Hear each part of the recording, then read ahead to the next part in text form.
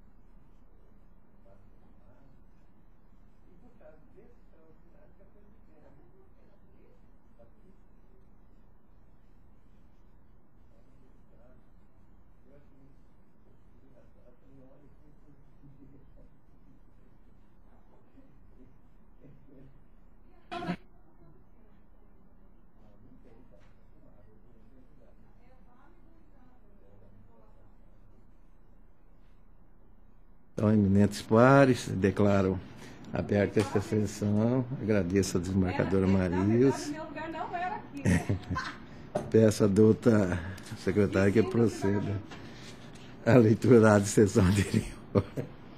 Ata número 41/2015, sessão ordinária da Igreja, 4ª Câmara Civil de Direito Público e Coletivo. Em 24 de novembro de 2015, às 14 horas, no plenário 3, presença dos excelentíssimos senhores desembargadores Luiz Carlos da Costa, presidente, José Zuquim Nogueira, Nilza Maria Postas de Carvalho, Cleuci Terezinha Chagas Pereira da Silva, convocada, e a excelentíssima senhora doutora Helena Maria Ramos Bezerra, convocada. E o representante do Ministério Público, excelentíssimo senhor doutor Astúrio Ferreira da Silva, filho, procurador da Justiça. Foi aberta a sessão, lida e aprovada a ata anterior.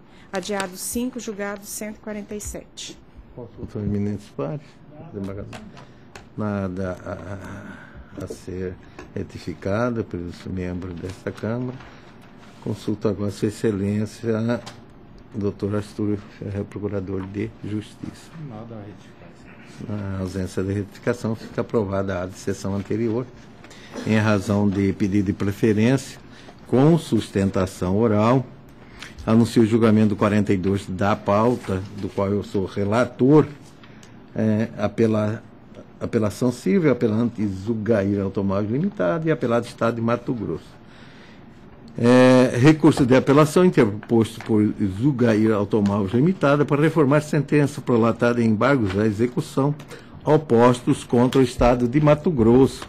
Assegura em preliminar que a sentença é nula, porque ofendeu o princípio do devido processo legal ante o cerceamento de defesa e a quebra da isonomia, evidenciados pela não observância da conexão entre os embargos número 201/2006 e 1142/2004, bem como pela imprescindibilidade de prova pericial.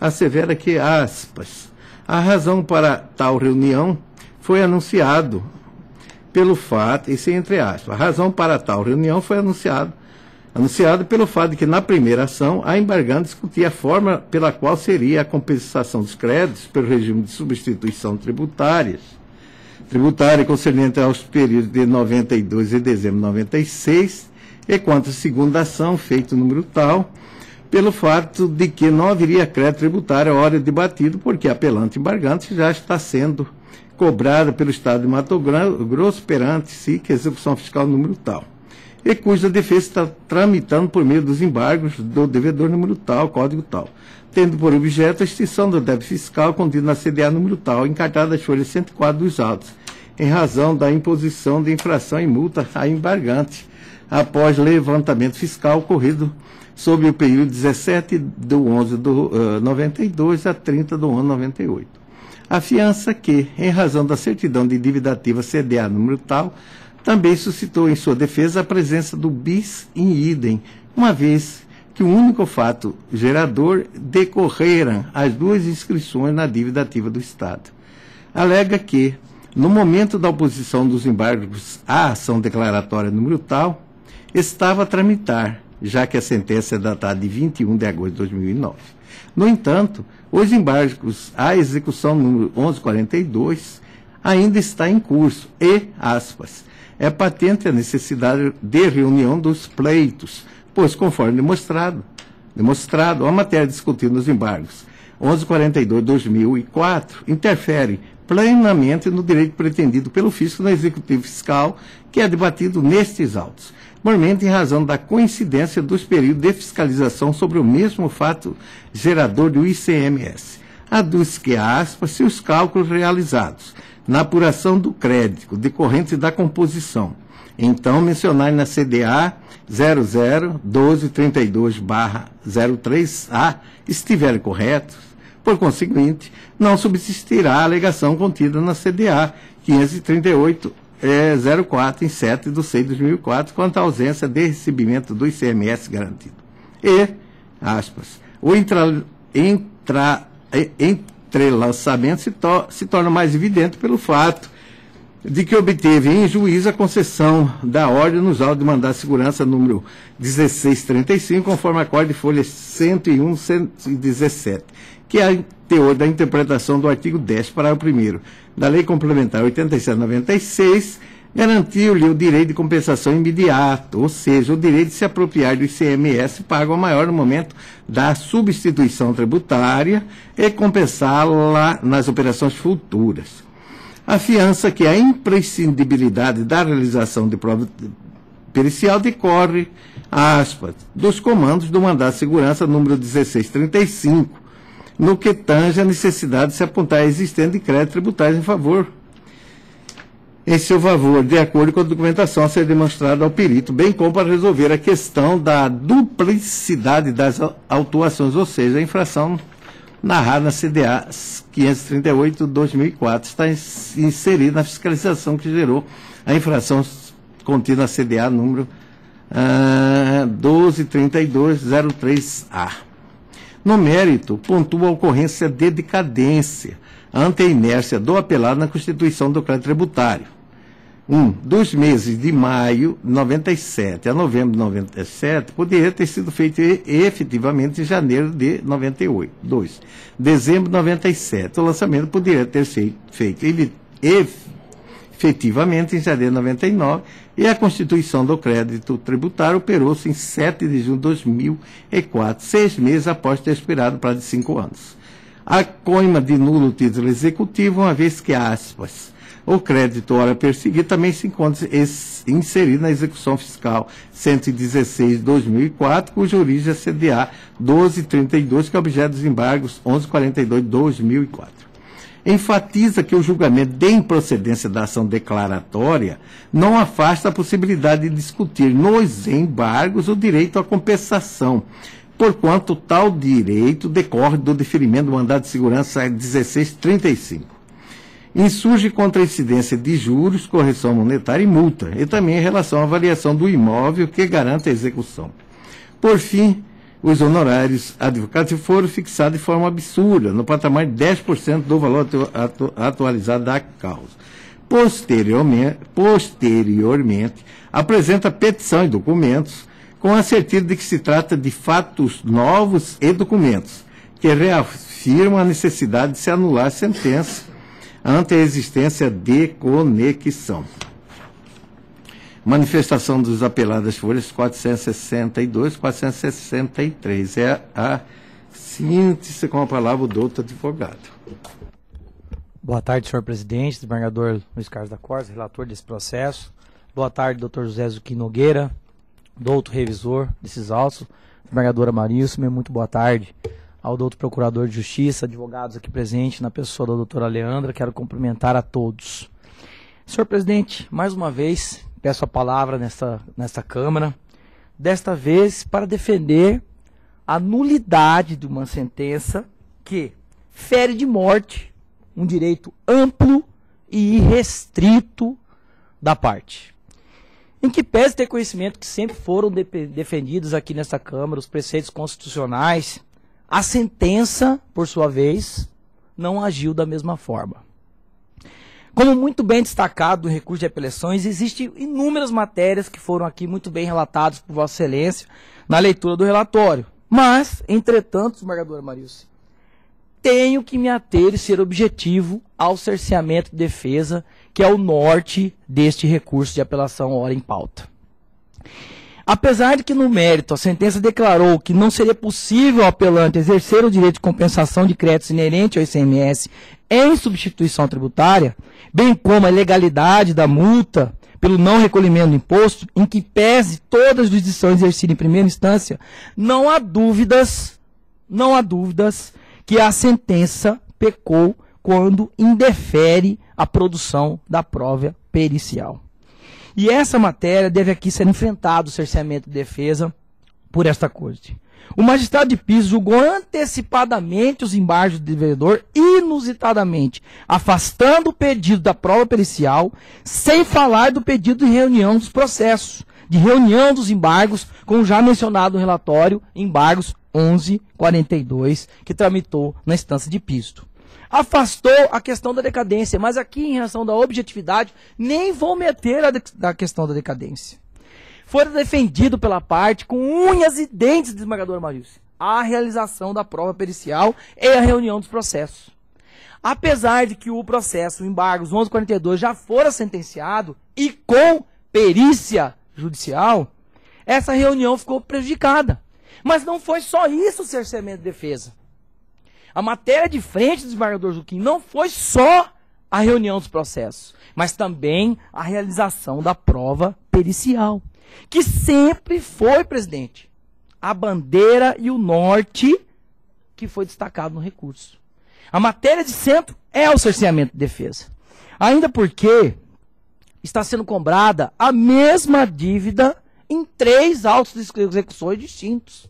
Essa é a tese defendida. Poderíamos aqui até dizer que a minha tese ela é falha, que não é, mas a capacidade técnica de um profissional iria, no mínimo, aclarar essa realidade. E aí digo eu, bastava a prova pericial, estaria sacramentado, doutor Zucchini, que a matéria discutida no mesmos autos 1142 possui relação direta com aquilo que está sendo debatido neste recurso.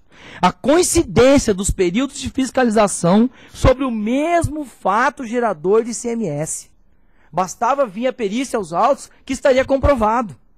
Ora, e ainda, senhor presidente, no meio de toda essa discussão, não quis o magistrado de piso analisar o fato de que o apelante obteve junto ao respeitável pleno desta mesma corte, no mandado de segurança 1635/97, cujo acórdão está encartado nos autos, as folhas 101, 117, onde o TJ de Mato Grosso garantiu o direito de compensação imediato dos seus créditos tributários. Ou seja, o direito de apropriar do ICMS pago a maior no momento da substituição tributária e compensá-lo nas operações futuras. Isso foi reconhecido através de um mandado de segurança. Ora, em se tratando de cobrança de ICMS, em regime de substituição tributária, não há dúvida, se sarnarmos o cerceamento de defesa e for produzida a prova pericial, chegaremos a evidente de que o período é o mesmo. Por isso, haveria necessidade de reunião dos processos. O reconhecimento do direito de compensar deveria partir da própria perícia. Os autos, como somos nós aqui não querendo diminuir a capacidade de nenhum jogador. Mas nós estamos tratando de uma maneira eminentemente tributária, de se aferir se aquele período inconstante nas certidões da dívida ativa eram os mesmos para um processo e para outro. E essa análise não foi feita. E aí digo eu, são questões que circundam as operações de ICMS em regime de substituição tributária. No mesmo período, nos processos aqui destacados, acaba confundindo em períodos sendo uma ação totalmente independente da outra. Pois bem, no meio de toda essa realidade, em junho de 2014, foi encerrado a instrução do feito 1142. E lá fora deferida a prova pericial, provando e reconhecendo o cerceamento de defesa agora aqui nesses autos. Porque lá a perícia encontrou justamente a possibilidade de compensação, aferiu os créditos e lá zerou a dívida tributária. E aí, pasme vossas excelências, além desses autos 1142, havia uma outro embargo à execução, número 112/2008, CDA 712. Após o fisco analisar a perícia nos autos 1142, administrativamente e unilateralmente veio aos autos de execução e reconheceu o bis idem. Reconheceu que, após a perícia, haveria uma duplicidade de autuação e de cobrança indevida, e ali reconheceu a nulidade da certidão da dívida ativa. Tudo com base na perícia, e onde o fiscal de tributos foi assistente da Procuradoria do Estado, e lá reconheceu o bis idem. Ora, aí pergunto eu, senhores, excelências, se lá houve o erro, se lá o Estado reconheceu, se nós temos uma perícia afastando uma CDA, por que neste processo não haveria de produzir essa prova? Qual prejuízo, pergunto eu, terá o Estado se esses autos retornarem à origem e for realizada a perícia? Sendo quem vai pagar essa perícia é a própria apelante. Quem vai custear essa perícia, desembargador Zuquim, é a própria apelante. O assistente do Estado será um fiscal de tributos. Então não haveria qualquer prejuízo destes autos retornarem para que seja produzida a prova. É óbvio que essa prova não vai prejudicar para ninguém, a não ser o próprio contribuinte, que pode ser compelido ao pagamento de uma dívida que pode inexistir. E aí, pergunto eu, qual seria mais temerário? Manter um suposto crédito indevido ou chegarmos à conclusão de que esse crédito é devido dentro do devido processo legal? Eu poderia aqui, desembargador, fazer a leitura de inúmeros julgados quanto ao cerceamento de defesa, mas não vou fazer em razão da objetividade da questão do tempo. Mas, na causística apresentada, vê-se que o julgamento antecipado da lide causou sim prejuízo, sendo hipótese clara de cerceamento de defesa. E forte nesses argumentos, requer o provimento do recurso para que esses autos retornem à instância de origem e que seja produzida essa prova.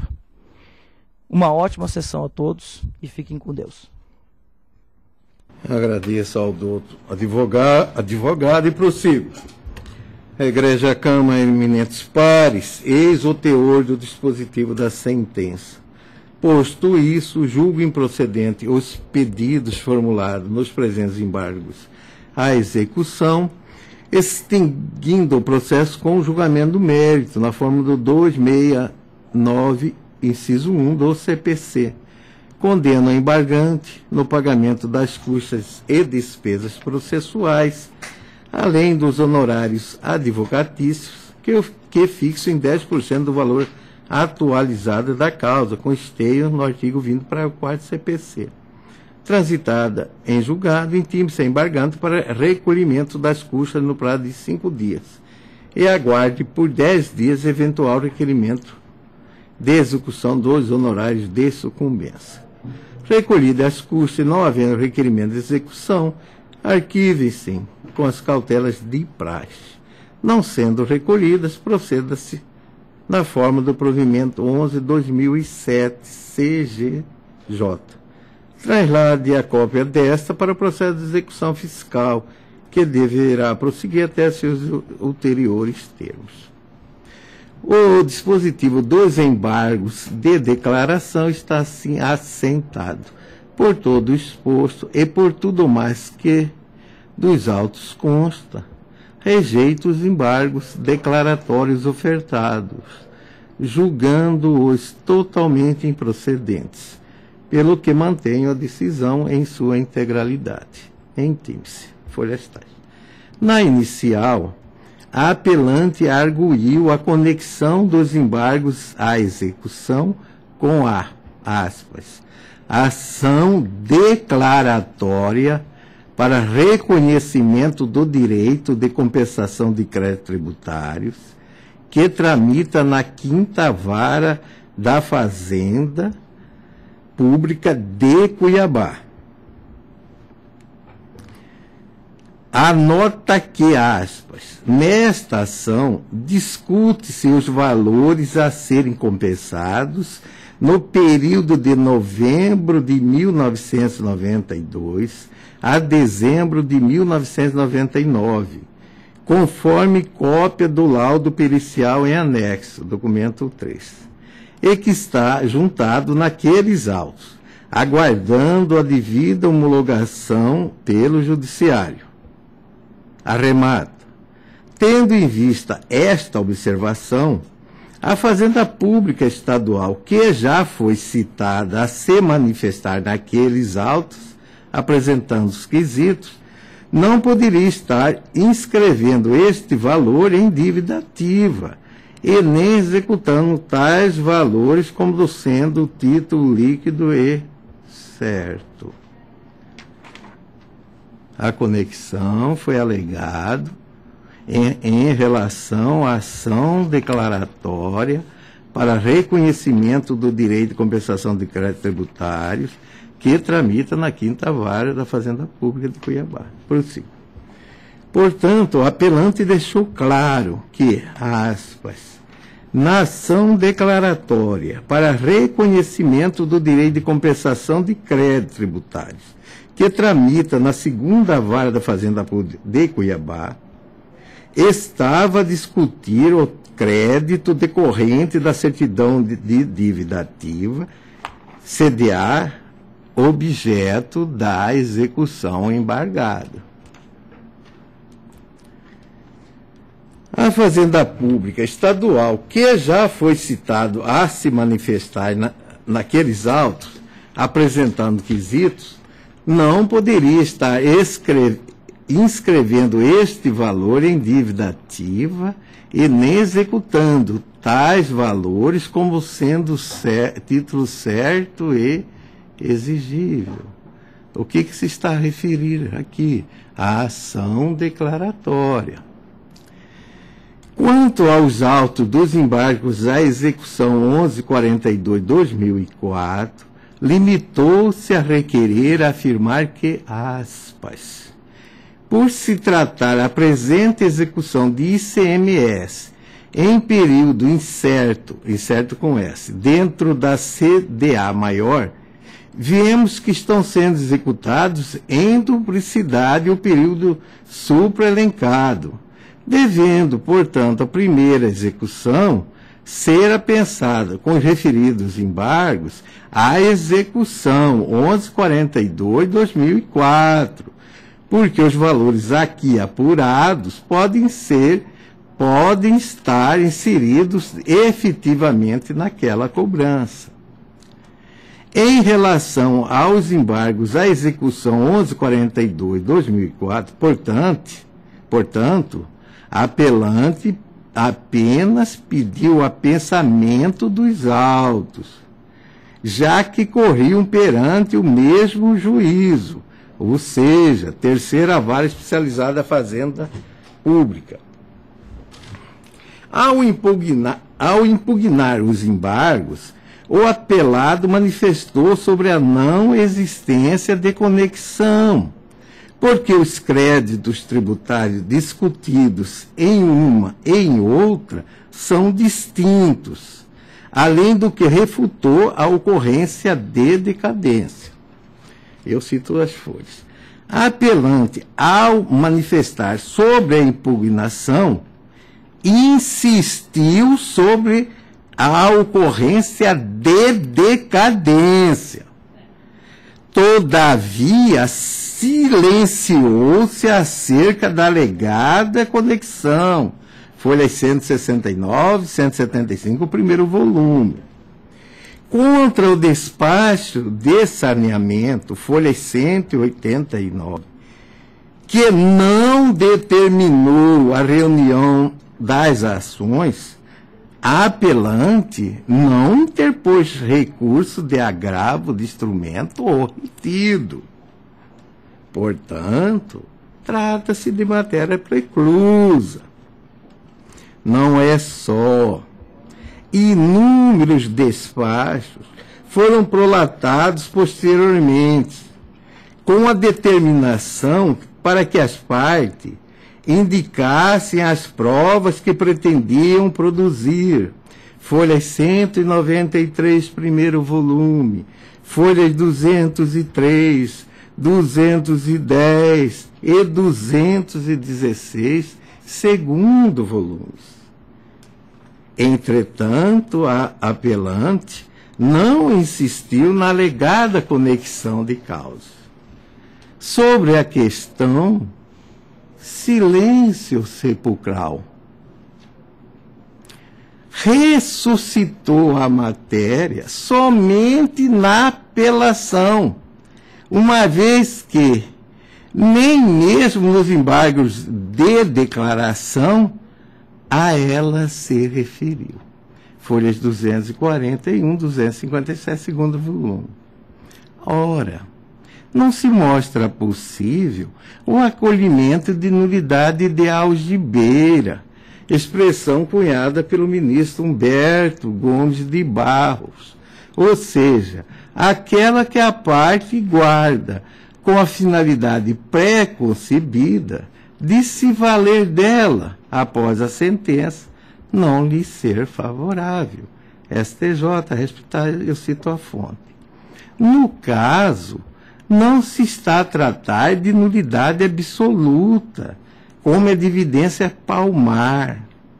Todavia, mesmo que desta classe se tratasse, ainda assim a preclusão operaria de pleno direito, ante o absoluto silêncio da apelante, que não recorreu da decisão de saneamento, muito menos reclamou, no curso do processo, do não apensamento dos autos, em relação aos embargos à execução 1142/2004, ou quanto à ação declaratória para reconhecimento do direito de compensação de créditos tributários, que tramita na 5ª Vara da Fazenda Pública de Cuiabá.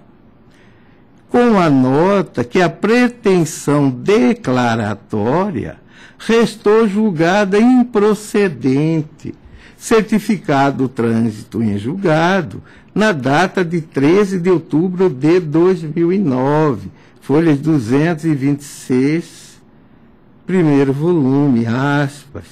Cabe à parte, na primeira oportunidade que tiver nos autos, alegar a nulidade absoluta, sob pena de preclusão. STJ, 4ª Câmara, relator ministro Raul Araújo, e a Justiça Eletrônica de 2 de 4 de 2014. A alegação posterior de motivos e circunstância que autorizariam o acolhimento de nulidade de sentença para a admissão da alegada conexão não prospera, porque, consoante já afirmado, a apelante deveria se insurgir no momento oportuno, além do que não se reconhece a existência de conexão após a prolação de sentença na causa que a determinaria. Não esqueça os eminentes pares que a conexão foi em relação à ação declaratória. Isso está bem claro. E essa ação declaratória foi julgada improcedente. Aspas. Atrai a incidência da súmula 235 do STJ, que assim dispõe. A conexão não determina a reunião dos processos e um deles já foi julgado. Nesse sentido, eu cito a fonte. Prossigo. No tocante ao cerceamento de defesa, porque não realizada a prova pericial, registro que, em 1º de agosto de 2007, foi proferido o seguinte despacho.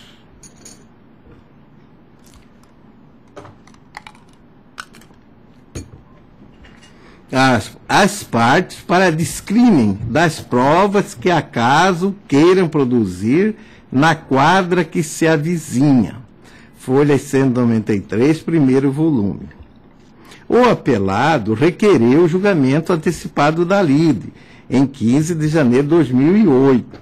Folhas 199, 200, primeiro volume. A apelante não se manifestou. A apelante não se manifestou.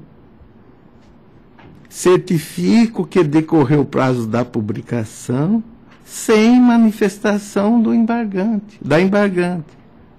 Cuiabá, 18 de março de 2008. Folha 201, segundo volume. Apesar de desnecessário, em 18 de abril de 2008, despachou-se. Renove a intimação de folha 196, sob pena de preclusão da produção de provas. Folha 203, segundo volume. A apelante, então, limitou-se a, aspas, requerer a produção de prova pericial nos autos para constatar o alegado em sede de embargos. Folha 208, segundo volume. Em 19 de novembro de 2008, outro despacho. Justifique a embargante, a miúdo, a necessidade da produção de prova pericial, especializando-a. Folha 210, segundo volume. Manifestação da apelante. Excelência. A tese da embargante baseia-se, bem como a existência de créditos tributários em favor da mesma que sequer foram ventilados nesta autuação no período da ação fiscal.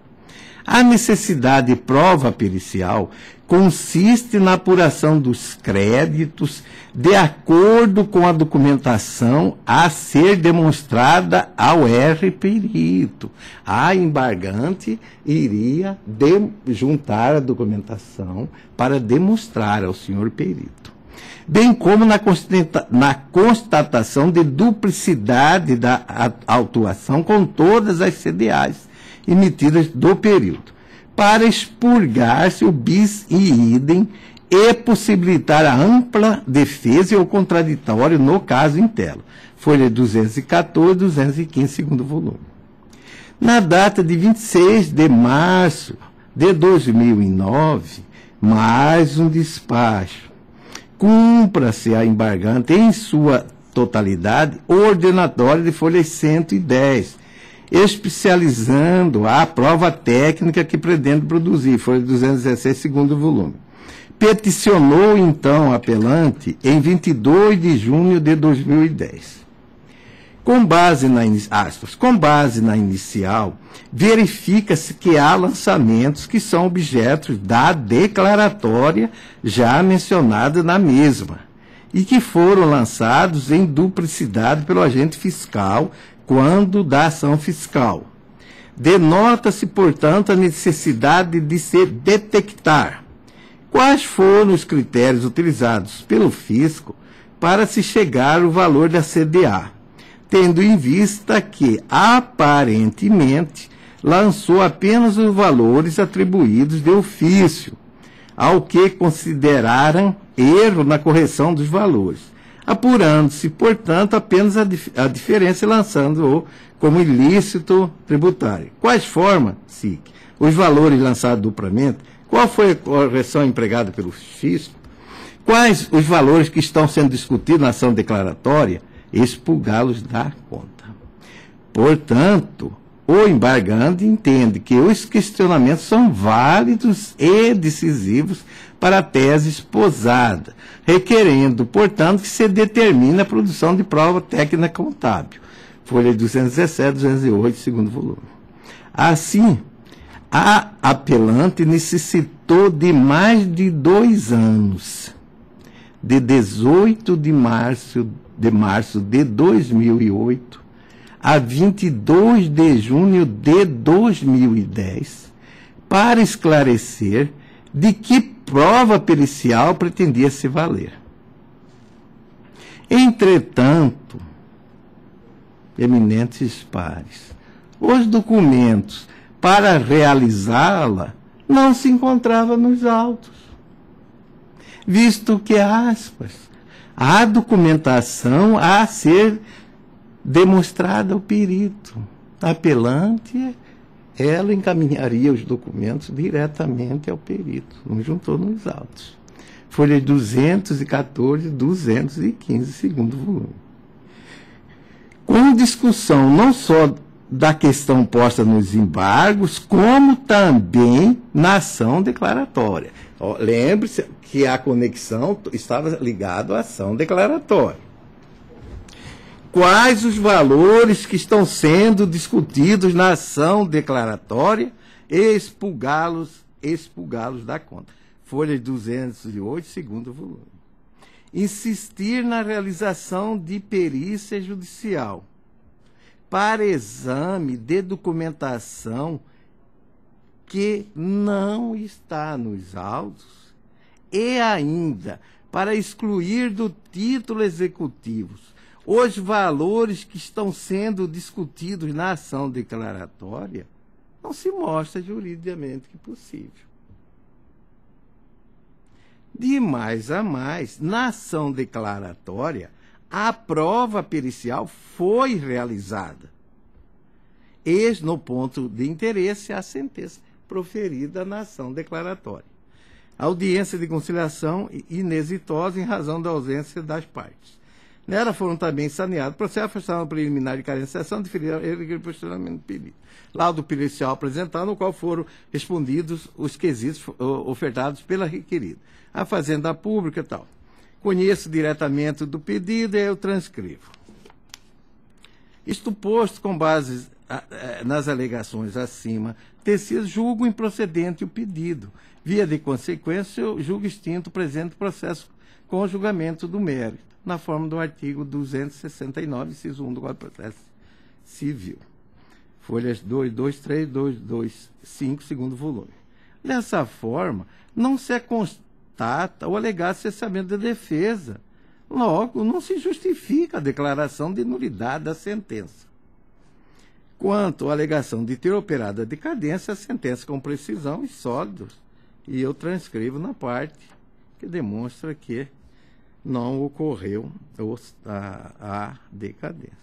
Essas as razões, eminentes pares, porque voto no sentido de negar provimento ao recurso para manter incólume a sentença por seus próprios jurídicos fundamentos.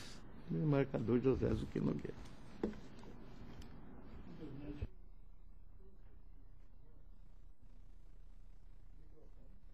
Eu trouxe aqui voto escrito. Na condição de revisor, eu analisei a questão.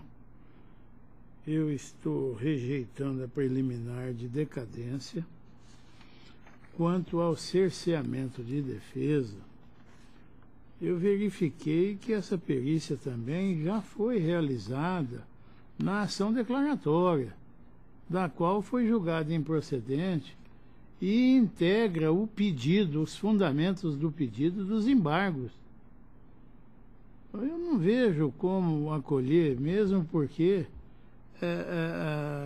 conforme Vossa Excelência bem assentou, houve aí 3 oportunidades para especificação de prova. Está lá as folhas 193, 195, 217, 210. E isso foi por uma deferência do magistrado. E da última ocasião, ela inclusive pediu que ele justificasse o porquê da realização da perícia. E ele justificou que em 2 outros embargos, a realização de perícia deu conta de que a cobrança era indevida. Mas o que dá sustentação a esses embargos é a ação declaratória, que foi julgada improcedente, de onde se realizou a perícia. Eu também estou, senhor presidente, rejeitando essa tese de cerceamento de defesa. Senhor presidente, só um questionamento. Só para informar que ela não apresentou os documentos porque são documentos que foram objeto da ação fiscal. São os documentos de livros de registro da empresa, são documentos que ficam dentro da empresa, que no caso da perícia, o perito ia se deslocar até a empresa e formular a perícia nos livros contábeis que estavam lá arquivados dentro da empresa. Assim foi procedido nos outros 2 processos. Então, por isso que ela afirmou. E, ato seguinte, o magistrado não questiona a realização da perícia. Ele apenas manda oficiar a outra vara para que viesse a cópia dos autos para cá. Mas em nenhum momento ele indeferiu a prova. Já que ele abriu essa oportunidade para se manifestar, ela manifestou nesse sentido. É por isso que eu estou dizendo, o cerceamento de defesa ocorreu na medida que ele julga antecipado, sem dizer se aquela prova era necessária ou não. Se ele abriu a oportunidade, ela veio aos autos, disse, e no ato seguinte, despacho do 219, ele só manda vir esse processo, nada mais. Nada mais. E se a perícia veio lá e constatou o bis idem, eu estou questionando justamente esse prejuízo. Ela vai ser compelida a pagar uma dívida que está reconhecidamente em outras perícias como uma duplicidade de cobrança. Só isso, excelência.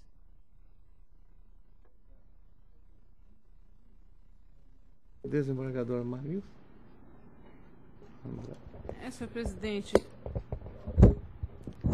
considerando os fundamentos do voto de Vossa Excelência e as ponderações trazidas pelo excelentíssimo desembargador José Zuquim, revisor, que também fez menção à ação declaratória, à perícia realizada na ação declaratória, que tinha por objeto justamente a discussão levada a efeito nos embargos à execução, eu os acompanho. A Câmara, por unanimidade, negou o provimento ao recurso. Vossa Excelência vai apresentar voto escrito? Nos termos do voto perfeito. No termos do voto do relator e do revisor, que fará juntado de voto escrito. Também, em razão de pedido de preferência, anuncio o julgamento do 34, são embargos de declaração, embargantes MacServe, máquinas, terraplenagem, pavimentação e serviço limitado, embargado do Estado de Mato Grosso. Embargos declaratórios opostos por MacServe, máquinas, terraplenagem, pavimentação e serviço limitado contra acórdão que deu provimento ao recurso de apelação. Asseguro que o acórdão é omisso em relação às provas produzidas posteriormente, oportunizadas mediante decisão judicial transitada em julgado, pois, aspas, juntou os documentos comprobatórios da execução das obras, notas fiscais e respectivos aceites. E o acórdão embargado ignorou a decisão, e desse modo toda a instrução probatória dela proveniente, nada tendo se manifestado respeito. Assevera que, ao reformar a sentença, aspas, embasou-se em premissa fática errônea, por não considerar as citadas notas fiscais e os respectivos aceites. E, aspas, o órgão julgador vai além ao trazer ao aresto questões que sequer foram alegadas pelo Estado de Mato Grosso, que em todos os recursos apresentar limitou-se a argumentar a falta de rigidez do título sem nada provar. Afiança que há omissão no acordo quanto à determinação judicial que intimou o embargado para manifestar, pois este quedou-se inerte, consoante noticia a certidão de folhas 382, operando-se inequivocadamente a preclusão sob este ato processual. Afiança que o acórdão é omisso a respeito do ônus probatório, visto que, aspas, compete ao devedor provar os fatos distintivos do direito do autor em sede de embargos à execução. E o embargado não se desincumbiu do ônus de comprovar a inexigibilidade do título. Acentua haver, aspas, omissão sobre o reconhecimento por parte do Estado, confissão, de que a embargada realizou as obras questionando apenas a qualidade de serviço, bem como sobre os documentos comprobatórios de que a administração requereu expressamente a paralisação das obras. Alega que, aspas, diante do efeito integrativo dos embargos de declaração, a embargante postula o pré-questionamento explícito dos seguintes dispositivos legais que cita. Requer manifestação expressa sobre os documentos de folhas 355, 373, juntados em decorrência de expressa determinação dessa Corte, e o provimento do recurso a fim de ser sanadas as omissões apontadas e elucidada o nítido erro de fato para contribuição de efeitos infringentes, seja provido recurso de apelação seja desprovido recurso de apelação com a manutenção da sentença de primeiro grau. Pede atribuição de efeitos infringentes ao aclaratório, para que não seja provido recurso de apelação. Porque agregado aos declaratórios efeitos infringentes, determinei a manifestação do embargado. Folhas 662, que o que eu fiz as folhas, eu transcrevo a ementa do acórdão embargado. Sobre a omissão quanto aos documentos comprobatórios da execução das obras, notas fiscais e respectivos aceites, folhas 365, 373, no acórdão restou consignado, aspas, sobreleva-se, ademais, a assertiva do apelante que houve o pagamento do valor referente à nota fiscal 4013, correspondente a R$ 97.092,93, exatamente a única medição em que há notícia de liquidação. Não obstante, os valores também não foram idênticos. A verdade é que os documentos que instruíram a inicial não comprovam a efetiva, regular e qualitativa prestação dos serviços, nem que o contrato e o edital foram rigorosamente observados, de modo a possibilitar a exigência da contraprestação correspondente.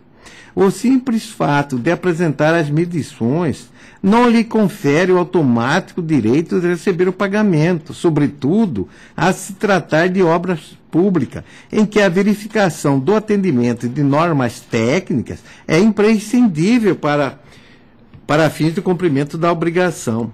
Além disso, registro que se está a tratar de execução extrajudicial, em que o título executivo é condição imprescindível para o ajuizamento da ação.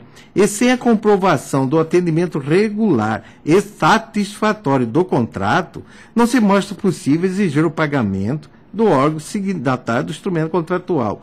Outro sim. Porquanto a inicial tenha sido instruído com cópia de notas fiscais, não há comprovação acerca da liquidação dos valores pelo Departamento de Viação e Obras Públicas, DVOP.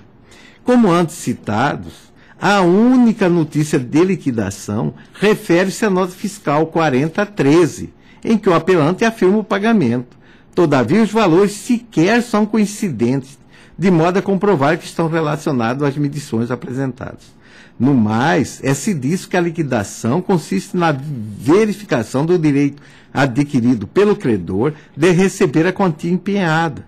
E o artigo 63, parágrafo 2º da Lei 4.320, de 17 de março de 64, prevê que ela terá por base o contrato, a nota do empenho e os comprovantes de entrega do material da efetiva prestação do serviço. Se a administração, a par de tais documentos, verificou-se que o objeto do contrato não foi atendido a contento, não há direito adquirido pelo credor, porque, no mínimo, o serviço deverá ser corrigido, a não ser possível que o Poder Judiciário supra a falta, de modo a determinar a liquidação e ordenar o pagamento. O fato de ter havido empenho por si só não faz presumir a ocorrência da liquidação, folhas 525, verso 526, verso. Em relação às demais notas fiscais e citados aceites, não se desconsiderou a informação subscrita pelo engenheiro fiscal da obra, Adelso Batista Queiroz, existente no verso das notas fiscais tais, tais e tais, de que os serviços descritos nesta nota fiscais foram executados. A referida informação, todavia, mostra insuficiente para, em execução contra a Fazenda Pública, exigir o pagamento do órgão signatário do instrumento contratual, se não há prova de que o serviço contratado foi satisfatoriamente executado com atendimento de todas as condições do edital e do contrato, bem como da regular liquidação. A despeito da omissão sobre o reconhecimento por parte do Estado, tais circunstâncias apenas corroboram o entendimento firmado. Aliás, inexiste no acordo a assertiva de que o serviço não foi prestado ou que a paralisação decorreu de motivo diverso do afirmado, mas apenas que não há prova da efetiva, regular e qualitativa prestação de serviço, nem que o contrato e o edital foram rigorosamente observados, de modo a possibilitar a exigência de contraprestação correspondente. A alegação de preclusão para que o embargado se manifestasse sobre as referidas notas fiscais e aceites é irrelevante, porque foi a qualidade do serviço prestado que justificou não só a oposição dos embargos à execução, como uma interposição da apelação. Soma-se a isso que, mesmo depois de oportunizada a produção de provas à embargante, esta não se desincumbiu de comprovar que possui título líquido certo e exigível a parar a execução contra a Fazenda Pública, visto que as notas fiscais de folhas 365, 373, por si só, não alcançaram tal intento, e era ônus que lhe competia. Nesse contexto, a considerar a inexistência de título executivo, é certo que, se o tribunal está autorizado a declarar extinta a própria execução, ainda mais para reformar a sentença para julgar procedente os embargos em razão da ausência de título hábil a instruí-la, por se tratar de matéria de ordem pública, nos termos do artigo 267 para 3º do Código de Processo Civil, que preceitua: o juiz conhecerá de ofício em qualquer tempo e grau de jurisdição, enquanto não proferir sentença de mera matéria constante tal. No caso presente, há impossibilidade jurídica do pedido. Não se revestindo o título de liquidez, certeza e exigibilidade, condições basilares exigidas no processo de execução, constitui-se nulidade como vício fundamental, podendo a parte arguí-la independentemente dos embargos do devedor, assim como pode e cumpre ao juiz declarar de ofício a inexistência desses pressupostos formais contemplados na Lei Processual Civil, recurso conhecido por via do STJ que eu citou a fonte. Na hipótese, o acordo está firmado na premissa de que, a se tratar de obra pública, necessário é a comprovação de sua regular implementação e do atendimento das exigências do edital e do contrato, com a avaliação dos serviços medidos e a regular liquidação para fins de propositura da execução. Afinal, o Poder Judiciário não pode suprir a falta a ponto de presumir a sua ocorrência e determinar em sentido lato o pagamento. Em tais considerações, verifica-se que no acordo não há omissão e os embargos externam simples descontentamento quando nele se contém. Aí eu digo, portanto, vai tão somente discorda para reformá-lo com manejo e, finalmente, eu digo. Quanto ao prequestionamento, digo que, para esta finalidade, é considerado questionar toda a matéria infraconstitucional e constitucional discutida no acordo embargado, aspas. Já é pacífico nesta igreja acordo que, tratando-se de pré-questionamento, é desnecessária a citação numérica dos dispositivos legais, bastando que a questão posta tenha sido decidida. Os embargos declaratórios, mesmo para fins de pré-questionamento, só são admissíveis se a decisão embargada estiver derivada de algum dos vícios que engenharia a oposição dessa espécie de recursão. Então, é eminente por essa razão, porque eu voto no sentido de negar provimento aos aclaratórios. Desembargador José Zucchi Nogueira.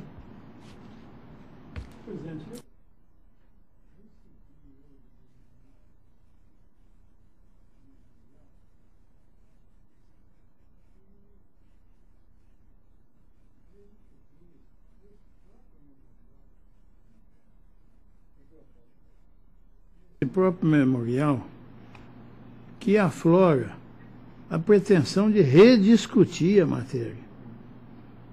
Mesmo porque consta do memorial o seguinte: o voto condutor, Arestos, submeteu sua conclusão a um exacerbado formalismo no sentido de que, aspas, os documentos que instruíram a inicial não comprovam a efetiva, regular e qualitativa prestação do serviço, nem que o contrato e o edital foram rigorosamente observados, de modo a possibilitar a exigência da contraprestação correspondente. Ora, o que se pretende, na verdade, é fazer valer as notas fiscais que foram assinadas no verso e firmadas pelo engenheiro responsável. E que se admitisse que elas se prestavam de forma suficiente a comprovar a execução do serviço, que foi rechaçado por Vossa Excelência. Vossa Excelência entendeu que essas notas fiscais, só com essa assinatura, feria de morte as exigências do edital, a forma que deveria ser feita essa medição e comprovação dos serviços elaborados e prestados e executados. Então, Vossa Excelência rechaçou essas notas como um documento hábil a justificar a execução do serviço. Foi o que eu entendi por esse próprio memorial. Então, se Vossa Excelência deixou firmado essa situação e o seu entendimento de que elas não se prestavam a comprovar a execução do serviço, não houve realmente extrapolação e desconsideração do acordo anterior, que oportunizou a juntada de documentos comprobatórios. Vossa Excelência analisou e não admitiu essas notas fiscais como títulos suficientes a comprovar. Então, o que se pretende, devido à vênia, à defesa, eu verifico que eles pretendem rediscutir matéria e que não é cabível através de embargos declaratórios. Então, eu acompanho Vossa Excelência por entender que se busca, não vejo o vício apontado, e que se busca rediscutir a matéria, senhor presidente. É como eu voto acompanhando Vossa Excelência.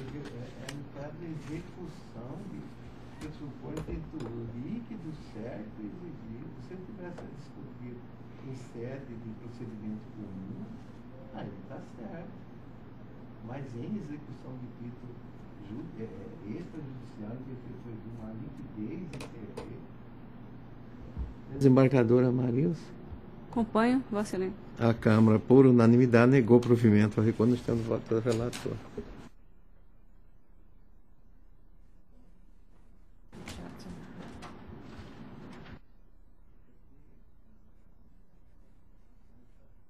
Anuncio o julgamento em razão da ausência justificada da desembargadora Nilza Maria, o 5, o 38, o 43 e o 45.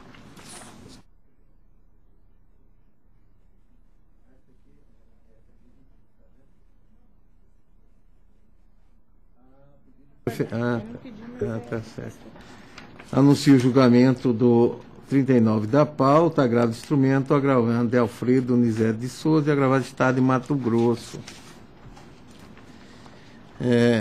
Recurso de agravo de instrumento interposto por Alfredo Nizete de Souza para reformar a decisão proferida em ação de execução fundada em título executivo extrajudicial proposto contra o Estado de Mato Grosso. Assegura que a execução tem como pedido principal o pagamento da certidão de crédito salarial número tal, no valor de R$ 22.585,55, valor que já com desconto dos honorários advocatícios. Assevera que o valor atualizado, R$ 29.159,51. Todavia, para que se pudesse ser objeto de pequeno valor, renunciou ao excedente de 25.400 e pouco. Afiança que, mesmo após a renúncia pelo agravante devidamente citadas folhas tais, o valor de 29 mil, não foram embargados pelo agravado sem provimento de sentença homologatória. Afirma que a adição agravada, no entanto, ordenou o pagamento tão somente do valor líquido da certidão de crédito, sob a alegação divergente dos valores apontados. Acentua que o cálculo apresentado foi submetido ao contraditório. A Fazenda Pública poderia opor embargos à execução caso não concordasse, e não há que se falar em divergência nesta fase da execução. Salienta que a função meramente administrativa deste juiz, nos termos verbais presentes tal, da jurisprudência predominante Superior Tribunal de Justiça, o exato do presidente do tribunal que dispõe de tal. Pontua que na elaboração do qual não foi subtraído o imposto de renda, o valor total. Argumenta que, ao se considerar o longo tempo de tramitação, necessário se vai determinar a adição de nova atualização do título pela controladoria do juiz, e ainda que sejam arbitrados honorários advocatícios no valor de nos termos do artigo 20 para 4º do Código de Processo Civil, requer ser expedido novo ofício requisitório no valor homologado, qual seja 29 mil, tal, na forma de requisição de pequeno valor. As folhas neguei seguimento ao recurso. As folhas 215 em apenso, o agravante interpôs agravo regimental, e as folhas 53 reconsiderei a adição unipessoal porque a questão está a demandar exame pelo colegiado. Contra a razão as folhas, a Procuradoria-Geral de Justiça se abstém de manifestar sobre o mérito. Eis o teor da decisão, em que pese as bem lançadas argumentações do douto Causido, com as folhas 29 e 30, considerando a divergência apontada conforme certidão reto, cumpra-se a sentença de folha 19, considerando, para tanto, o valor líquido constante do título executivo, porém informando a data base, 12 de 4 de 2013, para fins de atualização junto à Central de Precatório do Egresso Tribunal de Justiça. O título que instrui a inicial é a certidão de crédito salarial, número 9.9092.871-3, de 16 de abril de 2009, no valor líquido de R$ 15.941,41, folhas 13. O referido documento apresenta o valor bruto de R$ 26.571,23. Contudo, dele foram subtraídos R$ 3.985,68 de honorários advocatícios e R$ 6.644,14 de imposto de renda e proventos de qualquer natureza. A pretensão do agravante é discutir o valor deduzido a título de imposto de renda. Entretanto, o valor exequível é tão somente aquele líquido que consta do título, no montante de R$ 15.941,41. Quisesse a parte desconstituí-lo, utilizasse o meio processual adequado, não a execução contra a Fazenda Pública, porque esta não se destina a tal intento. O fato de haver sentença homologatória proferida em 9 de outubro de 2021 em nada modifica esse entendimento, notadamente porque nela sequer se menciona o valor que se estava a homologar. Ademais, não há notícia da oposição de aclaratórios. Independentemente disso, a interpretação pretendida pelo agravante é inadmissível, pois de modo algum pode ela ser interpretada extensivamente, a ponto de desconstituir o título executivo e restaurar um montante já deduzido pelo agravado. Aliás, é lícito ao credor proceder à retenção do imposto de renda. Em questão, dispõe a Constituição do Brasil, é o Estado 157, inciso 1. É a Constituição do Estado de Mato Grosso, artigo 156, inciso 1, que eu dispenso a leitura. E cito: o imposto de renda devido pelos servidores públicos da administração direta e indireta, bem como de todos os pagamentos feitos pelo Estado e pelo Distrito Federal, retidos na fonte, irão para os cofres da unidade arrecadadora e não para os cofres da União, já que, por determinação constitucional, pertence ao Estado e ao Distrito Federal. E eu cito acórdão STJ, relator Luiz Fux. É de se salientar que o juiz da execução somente irá determinar a retenção dos tributos quando for o caso, e na hipótese o valor relativo ao imposto de renda já foi retido pelo agravado. A Lei do Estado de Mato Grosso define os procedimentos para o pagamento de, eu cito, de pequenos valores. Em verdade, a decisão agravada apenas chamou feito a ordem para esclarecer a divergência apontada pela certidão de folha 17, de modo a aplicar o que dispõe o Código de Processo Civil. Artigo 730. Na execução por quantia certa contra a Fazenda Pública, citar-se-á a devedora para opor embargos. Se esta não os opuser no prazo, observar-se-ão as seguintes regras. Inciso 1. O juiz requisitará o pagamento por intermédio do presidente do tribunal competente. 2. Far-se-á o pagamento na hora de apresentação dos precatórios e a conta do respectivo crédito. Portanto, a decisão está correta nesse ponto. Em relação aos honorários advocatícios, dispõe a Lei 9.494, de 10 de setembro de 97, seu artigo 1º-D, com a redação dada pela medida provisória, número tal. Artigo 1º-D. Não serão devidos honorários advocatícios pela Fazenda Pública nas execuções não embargadas. Há um referido dispositivo, objeto de análise no recurso extraordinário número tal, pelo Supremo Tribunal Federal, foi aplicada a técnica da interpretação conforme e restar excluído de sua incidência as obrigações definidas em lei como de pequeno valor. Fazenda Pública, execução não embargada, honorários de advogados, constitucionalidade declarada pelo Supremo Tribunal com interpretação conforme do artigo 1º, a linha D da Lei 94/97, na redação que lhe foi dada pela medida provisória, de modo a reduzir a aplicação à hipótese de execução por quantia certa contra a Fazenda Pública, excluídos casos de pagamento de obrigação definida em lei como de pequeno valor. O Supremo Tribunal Federal, no mesmo sentido, tem decidido. Seguindo o entendimento do Supremo Tribunal Federal, esta Corte de Justiça entende não se aplicar o disposto no artigo 1º-D da lei tal, às execuções de pequeno valor não sujeitas a precatório. Eu cito, dessa forma, a atual compreensão que se tem de citar preceito normativo é de ser possível a fixação de honorários advocatícios em execução não embargada pela Fazenda Pública sujeita à redução de pequeno valor. Essa é a razão porque eu voto no sentido de dar provimento em parte do recurso apenas para fixar o honorário advocatício em favor do agravante no valor de R$500. Como vota o desembargador José Zucchi Nogueira?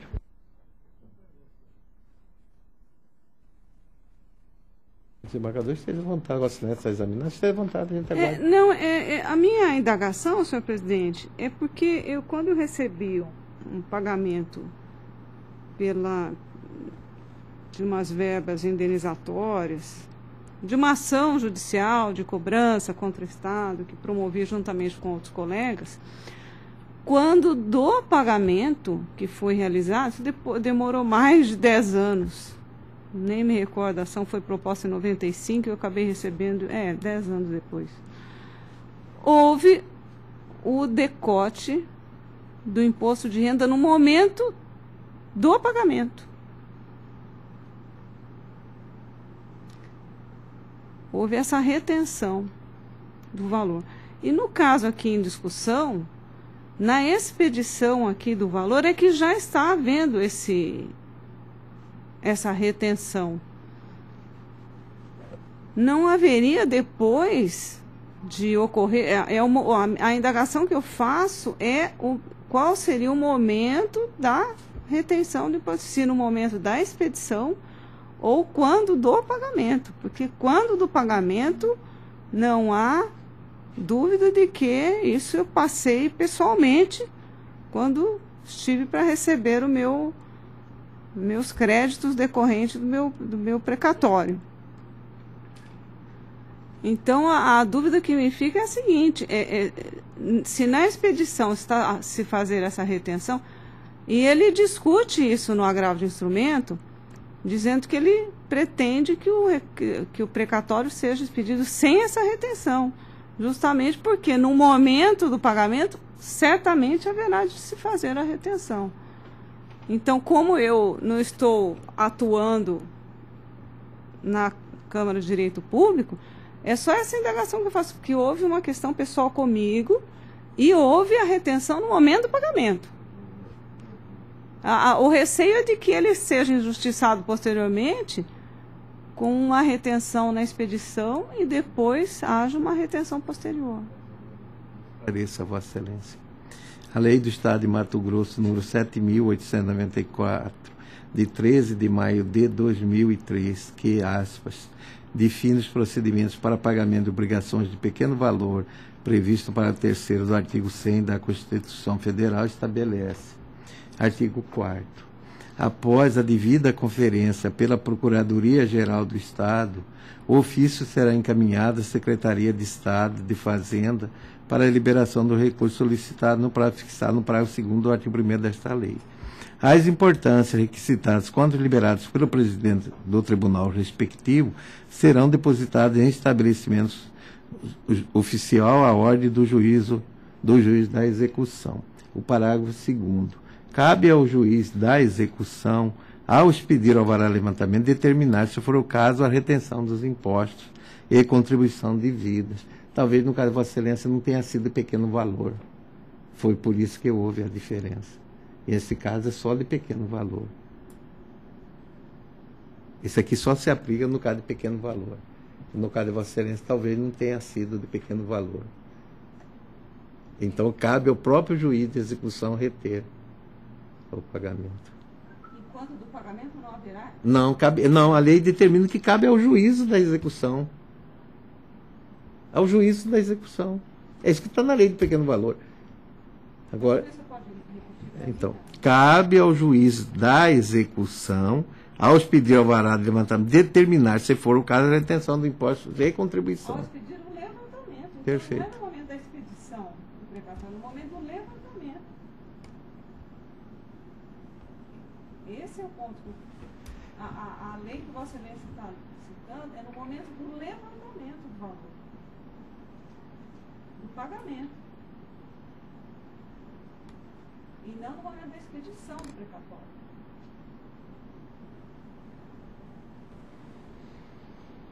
Mas esse entendimento de Vossa Excelência é bastante razoável. Ainda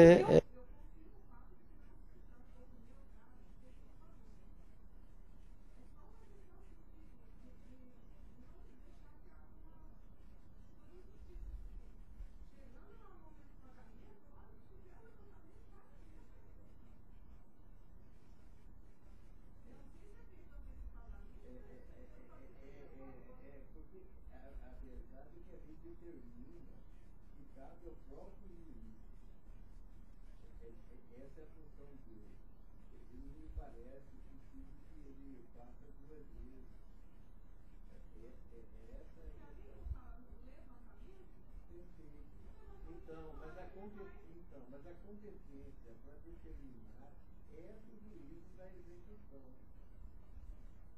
Se ele determinou o pagamento da alíquota, ele pode determinar a retenção.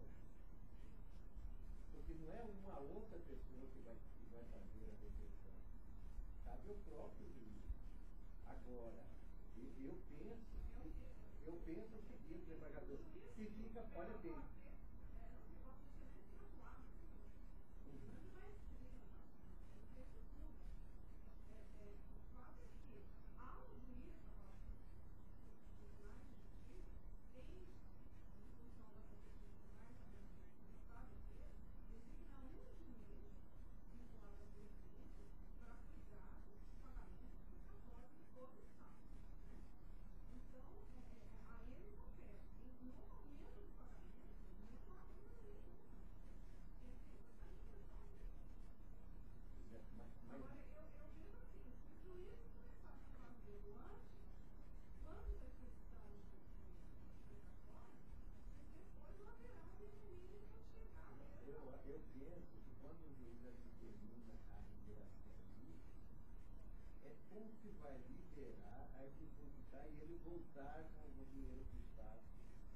Eu acho que essa é uma questão prática que a doutora.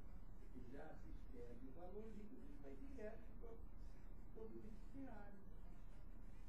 Eu não imagino que o juiz já tenha determinado no ofício a retenção e depois, na hora que vier esse dinheiro, ele vai reter de novo. Uma coisa assim que eu não consigo.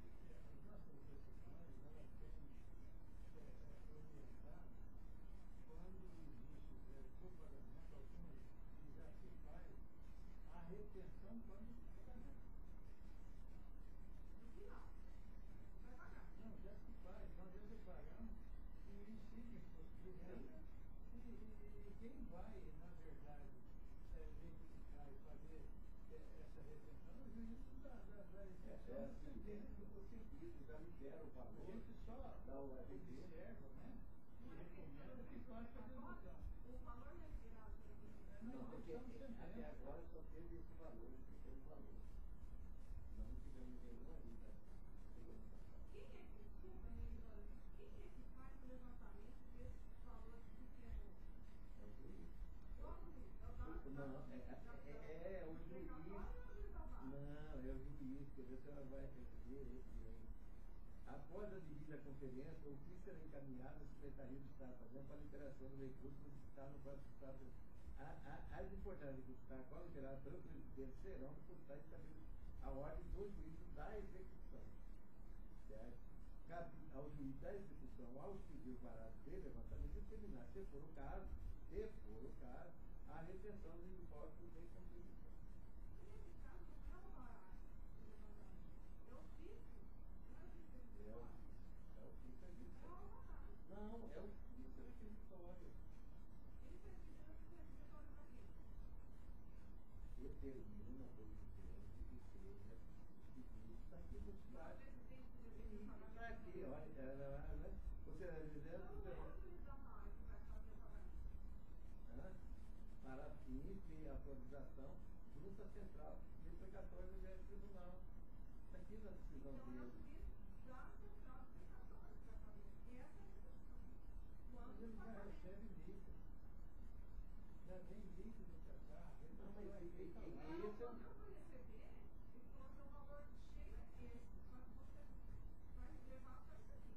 então, mas essa retenção já é feita lá. Não, quem recolhe esse imposto, ou quem presta conta desse imposto, é o executivo, não é o juiz.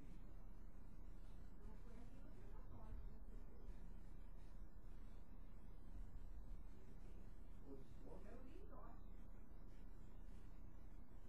LINDOT. Olha, eu acho que tanto que no momento, um dos colegas falou que já sobe de tanta papelada que já está passando contra o encolhimento. Eu não acho justa essa retenção. Foi o colega lá de Manaus, aposentado já.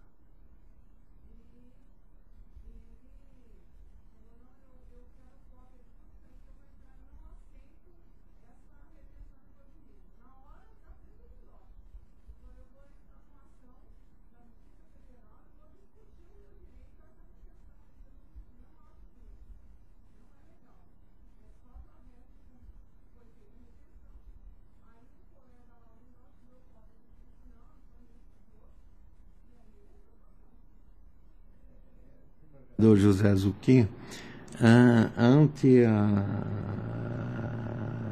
os argumentos da desembargadora Marilsen, eu acho que eu posso, ao invés de dar trabalho para colega que já vem nos colaborar conosco, que já está com seus próprios processos, eu posso reexaminar essa questão, desembargadora.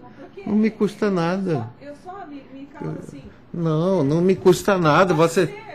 Não, Vossa Excelência é uma experiência. Da instância de primeiro grau.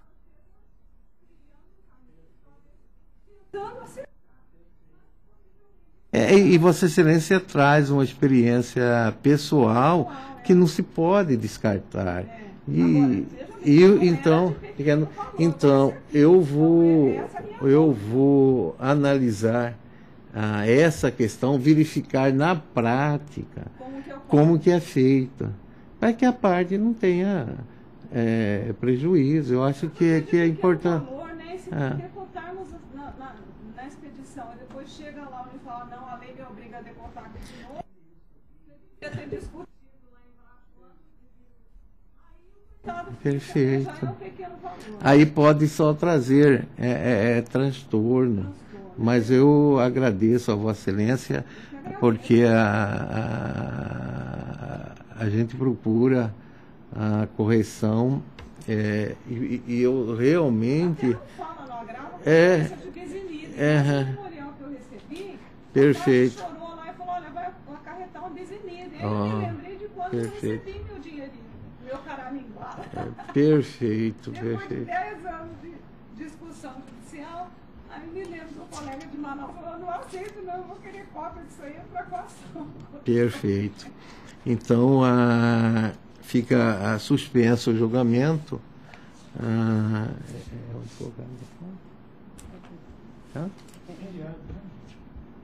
O senhor é advogado da parte?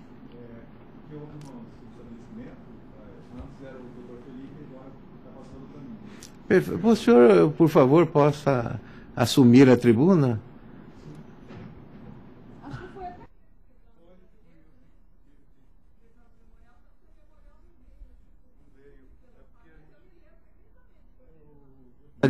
Boa tarde, doutor. Gostaria de consultar a Vossa Excelência se concorda com o solicitamento. Sim. Até porque, né, vendo a dúvida, e realmente eu vou de acordo com a desembargadora, porque o que pode acontecer? Se ele determinar lá, quando chegar aqui que for fazer o levantamento, ele vai ser descontado de novo. Que já aconteceu com outros clientes nossos, nós temos mais questões desse idênticas a essa, por isso que está tendo esse agravo. Então eu agradeço a Vossa Excelência e vamos reexaminar essa questão, mesmo como Vossa Excelência está a informar. Há outros casos. Outros casos. Na primeira instância, desculpa. Lá tem outros, não são idênticas as decisões. Dependendo de qual juiz decide, ele vem de uma forma, e o normal era que ele viesse para o valor total, e o tribunal aqui, na hora de fazer o levantamento, emitir, faz a retenção do imposto. Tem até uma... Não, é que eu também vim só para assistir, na verdade, né, e peguei meio andando os processos, mas tem a questão de pagamento é administrativa, né? Então quem faz é o tribunal. Por isso que senão, se descontar lá e descontar aqui, gera o bis in idem, né? Sim.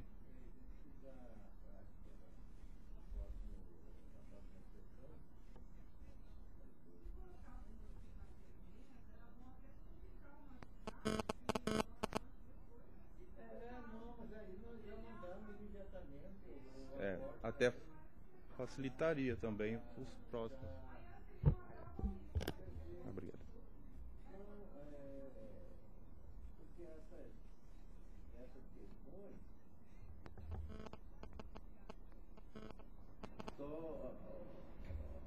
Causa e às vezes há uma divergência entre o que está na lei e a aplicação da lei. Às vezes a prática suplanta a própria lei. Mas eu agradeço ao senhor também, ao desembargador Maria,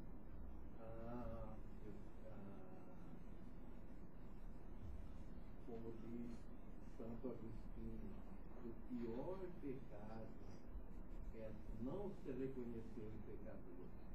E eu não tenho nenhum compromisso de volta atrás. Até porque... Não há problema. Aliás, eu fico feliz quando eu sou advertido do meu erro, que me traz felicidade, não só felicidade a mim, mas principalmente a minha alma.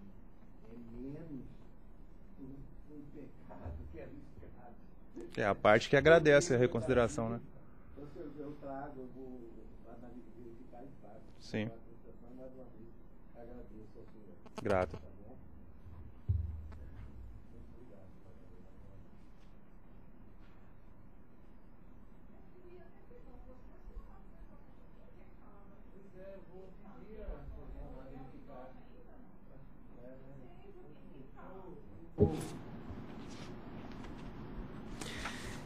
Desembarcar.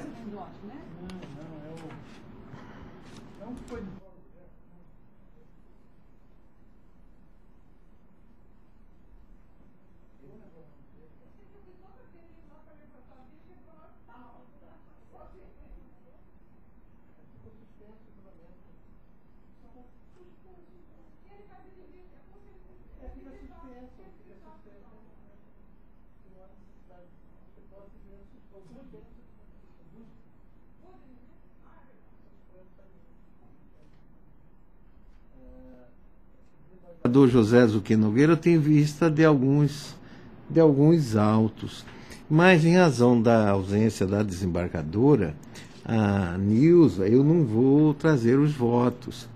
Agora, deste aqui, no número 1 da pauta geral, essa questão eu acho importante, porque em razão do tempo,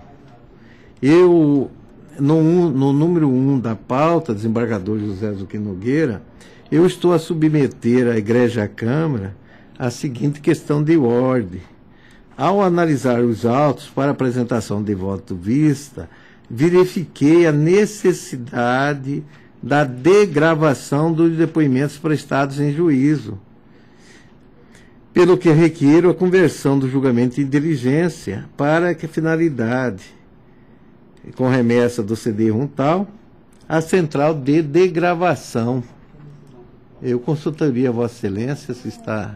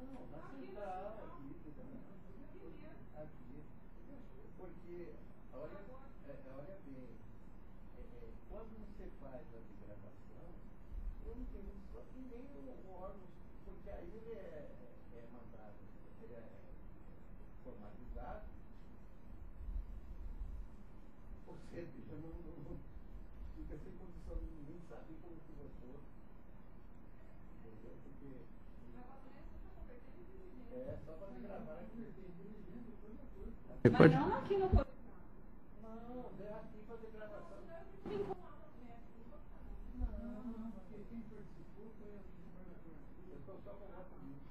Então, da pauta, a Câmara, por unanimidade, acolheu a questão de ordem e determinou a degravação do CD com remessa dos autos à central de degravação.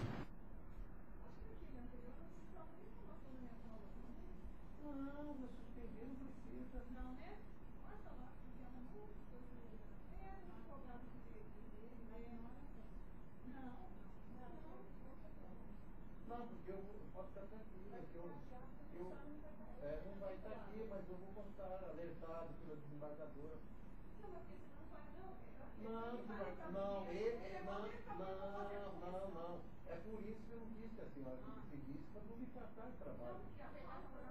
Não precisa constar nada, suspenso. Aí eu vou, na hora que eu começar o voto, alertado pela desembargadora e tal. Não, porque, na verdade, às vezes o viado para levar para a escola, aí o que acontece? Vai a nota na migração lá, nós vamos ter só mais uma sessão. Já vai estar aqui, a desembargadora mesmo. Um novo colega ou uma nova colega. É a pessoa suspenso. Não, porque aí fica aquela nota da minha falta, eu sou muito chega lá que eu vou tudo para correção. E ele não pode corrigir, porque não sabe o que eu falei. Não, esses outros aqui, esse aqui tem que esperar do embarcador. Então todos. Todos isso. Eu fiz isso para ganhar tempo. Fica adiado o número 2 e o 3 da pauta, em razão da ausência da desembargadora Nilza, que compõe a 4ª Câmara. 6 e 35, Não,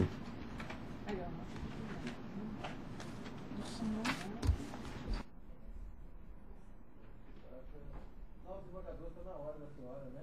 Não, está bem, não. Agora não está tudo junto, não são todos um só. Agora não são todos, né? A reconstrução do vídeo. Dos 6 ao 35 só tem 2. Dos 6 ao 35 é recurso não provido. Só que não veio, doutora, para não gastar papel.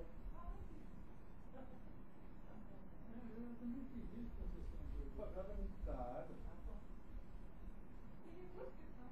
Agravo de metal contra. De acordo.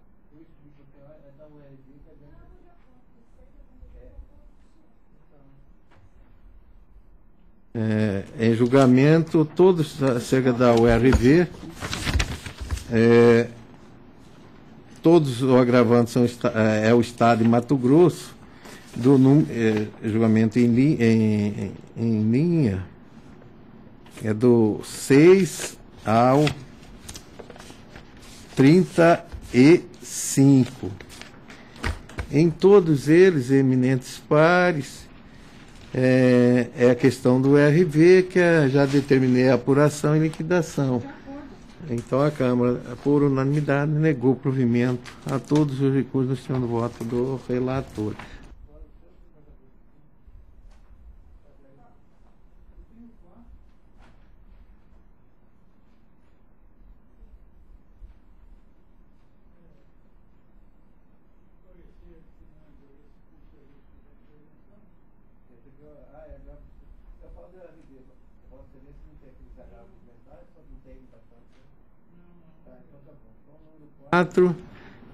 Anuncio o julgamento do número 4, agravante de indústria de laticínio Lactobão, esse é o município de Araputanga.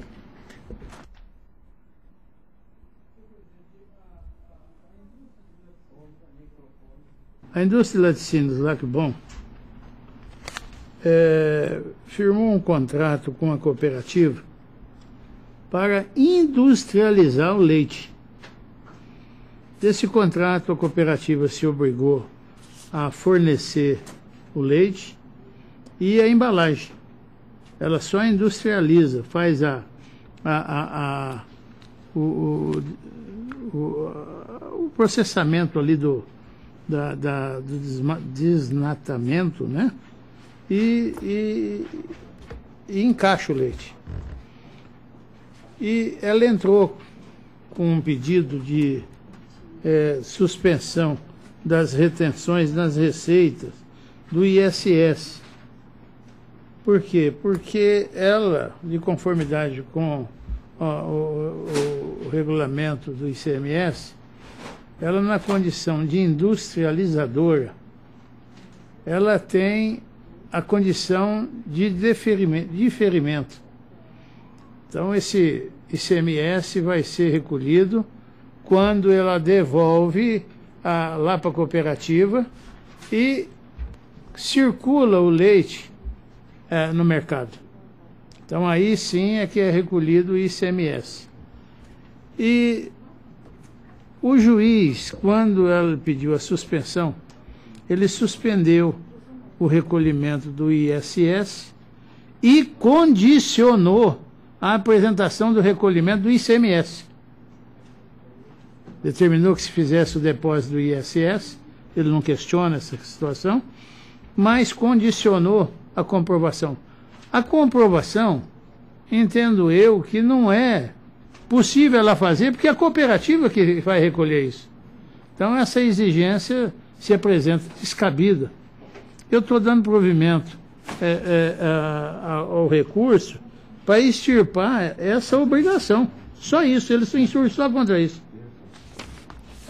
Desembargadora Maria, De acordo. também estou de acordo.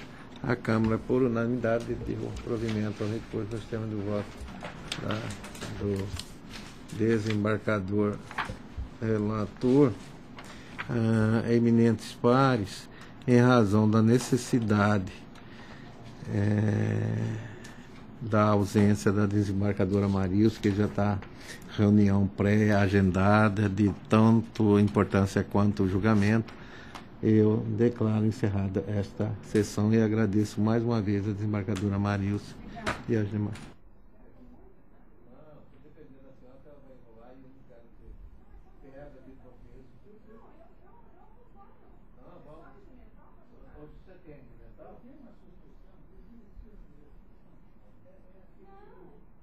Eles estão enrolando lá, dá para segurar um pouco. Perfeito.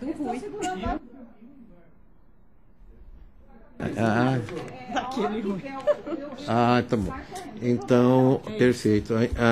Então, como há a possibilidade da desembargadora Marilson Andrade permanecer por mais algum tempo, mantenha a sessão.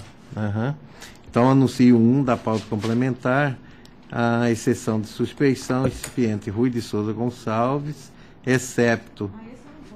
Não pode. Tá. É suspenso o julgamento.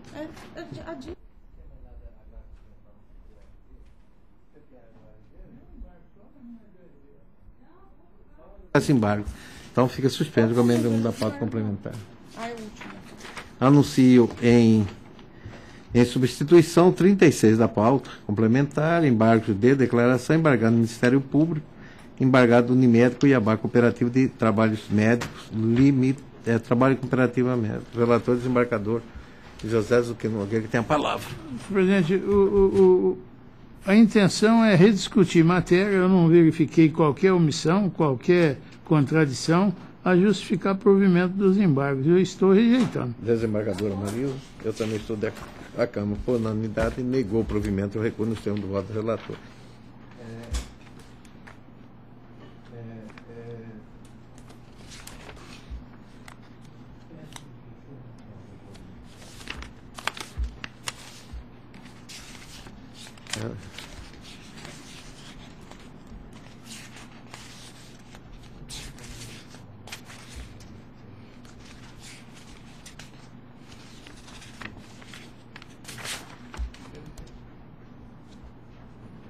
Legal.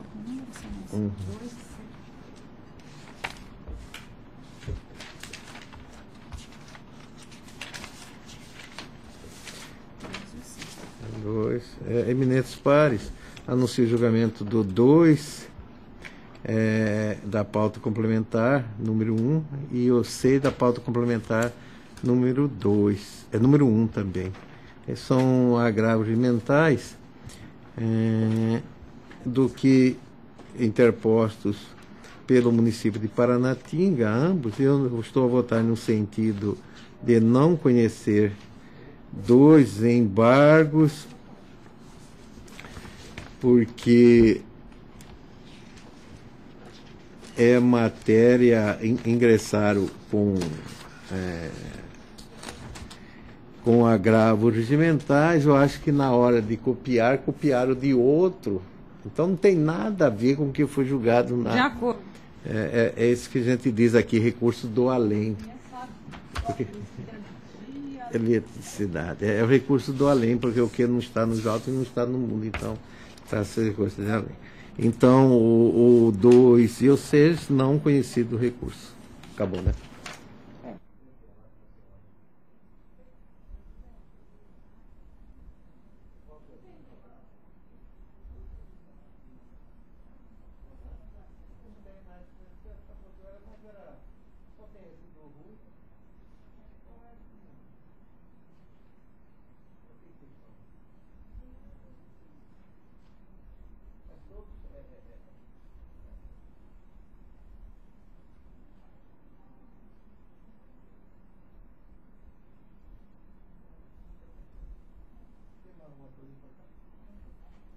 Bom, agora sim, declaro encerrada esta sessão e agradeço mais uma vez a Agradeço, colaboração do presidente. desembargador. Muito obrigada. Um abraço a todos.